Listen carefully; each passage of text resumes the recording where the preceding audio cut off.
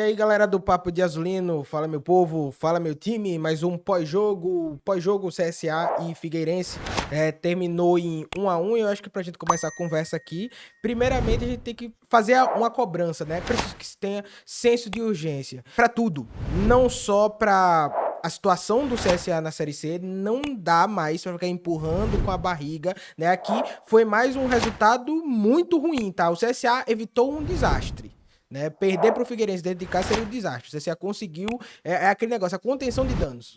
Do males o menor. O CSA conseguiu aí pelo menos um empate, mas é preciso que se tenha esse senso de urgência e é preciso contratar para ontem, tá? Muito do que aconteceu hoje, óbvio que teve também a culpa do técnico Igor Magalhães, né? E a gente vai falar sobre isso, mas também tem muito por conta do elenco e de algumas peças que simplesmente não estão conseguindo entregar mais. E aí, quando você vai para o banco de reservas para você tentar mudar alguma coisa, hoje o CSA teve que jogar com uma formação que, sinceramente, eu não tinha visto desde que o Igor chegou no CSA.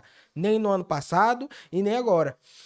E isso se dá muito pelo seu elenco, né? O CSA tem um elenco muito inchado, em algumas posições tem jogador até demais, né? Que tem jogador que não fica nem no banco. Mas, na hora que precisou, você acaba se vendo numa situação em que faltam nomes, né? Faltam soluções. E aqui, alguns nomes até apareceram, mas nomes que, sinceramente, o Igor já não estava contando mais. Mas quando a gente vai para o time em si, né, para a escalação em si, melhor dizendo, é aí onde tá o ponto que eu acho que foi o erro do técnico Igor Magalhães. Eu até cheguei a colocar no meu pré-jogo, eu não sei se eu coloquei no corte final, mas no bruto, eu tinha dito que eu não entraria com Brian e Naninho. Apesar de ser uma das possibilidades, eu não entraria com os dois, porque no segundo tempo você ficaria sem opções, né? Os dois não aguentariam jogar os dois tempos e teria que ver aquela situação do Brian, né? Se ele estaria bem fisicamente ou não. Mas o Brian bem fisicamente, aqui eu também tenho que ser honesto com o que eu falei no meu pré-jogo.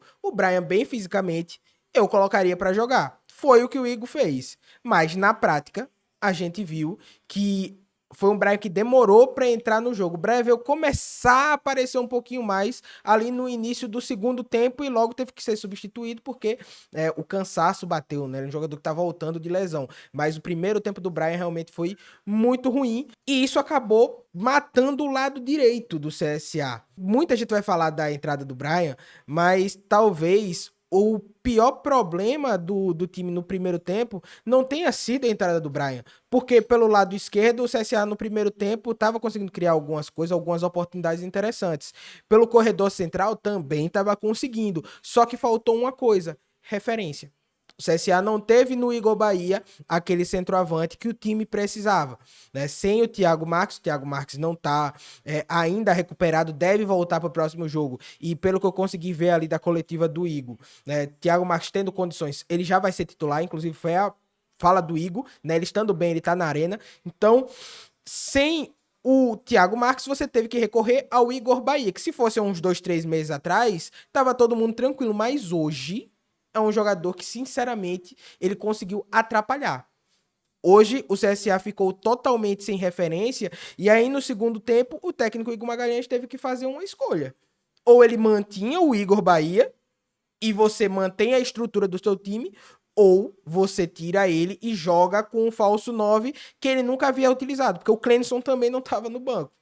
Então, é um CSA que ficou refém das peças que ele tem. No primeiro tempo, basicamente só deu o CSA. O CSA teve mais volume, teve mais posse de bola e o Figueirense fez um jogo irritante. Irritante para a torcida do CSA porque os caras foram para jogar por uma bola, conseguiram essa bola, fez o gol o Felipe Augusto e depois foi cera. Cera do início ao fim. E aí a gente tem que dar os méritos também ao técnico do Figueirense, se não me engano, Pintado, né? Ele realmente ele encarnou aqueles técnicos de Libertadores que fazem cera, que para jogo, que catimba, que mexe em tudo, expulsou, até teve um membro da comissão que foi expulso também, de tanto que eles tentaram atrapalhar ali o andamento do jogo.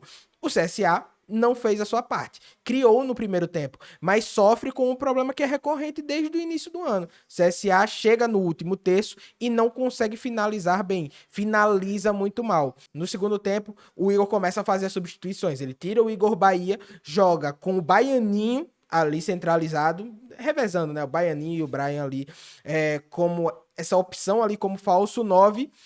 E o CSA fica, na minha visão, sem referência. É onde o time começou a se perder. Meio que foi na base do abafa. E aí é aquele negócio, meio que ninguém tem posição, né? Você vai tentando mais na base da vontade do que na organização. No primeiro tempo, enquanto você tinha o centroavante e a estrutura, mesmo que o Igor Bahia jogando muito mal, você tinha uma ideia muito bem estabelecida de jogo. No segundo tempo foi mais aquela base da vontade do abafa e o CSA até conseguiu. Ele coloca o Robinho, né? E o Robinho que pra mim entrou muito bem, inclusive jogou até melhor do que o próprio Igor Bahia, mas o Robinho acaba fazendo o gol. O CSA teve outras oportunidades de conseguir virar a partida, inclusive, mas mostrou que não teve força. Não teve força para conseguir buscar a virada. São erros sucessivos. Peca por erros, inclusive, antigos e no momento em que o CSA não pode mais errar. Ou pelo menos o erro ele tem que ser mínimo. É a primeira vez, isso também foi dito, né, na coletiva, né, por um dos entrevistadores. Foi a primeira vez em que o CSA passa 4 rodadas, né, 4 partidas sem vitória dentro de uma competição. A competição, como a gente já falou aqui diversas vezes, meio que quer que o CSA classifique, mas é preciso que o CSA também faça a sua parte. Mais uma vez aqui, não conseguiu. É entender qual vai ser o movimento da diretoria, porque o próximo jogo vai ser contra o Londrina. O CSA precisa contratar, não é para hoje, é para ontem. Se tem alguma contratação engatilhada aí de um centroavante, né? É preciso já ligar e tentar fechar isso daí o mais rápido possível, para que você tenha opções, né? Para que você consiga colocar esses caras para jogar o mais rápido possível. O Jackson não jogou hoje. Bem da verdade, não acho que a defesa do CSA foi mal, diferente contra o Retrô, o CSA foi sim agredido, né? O Figueirense tentou muito pegar essa última linha do CSA desprevenida que estava um pouco alta. E aí você teve uma boa partida do Betão. No único erro que o CSA teve naquela bola, né, rasteira para dentro ali da pequena área, foi onde o CSA acabou pecando e a bola acabou punindo. O CSA foi punido pelos próprios erros. Não teve competência para conseguir converter as suas chances em gol, quanto seu adversário numa só conseguiu. Aí agora você precisa contratar o mais rápido possível.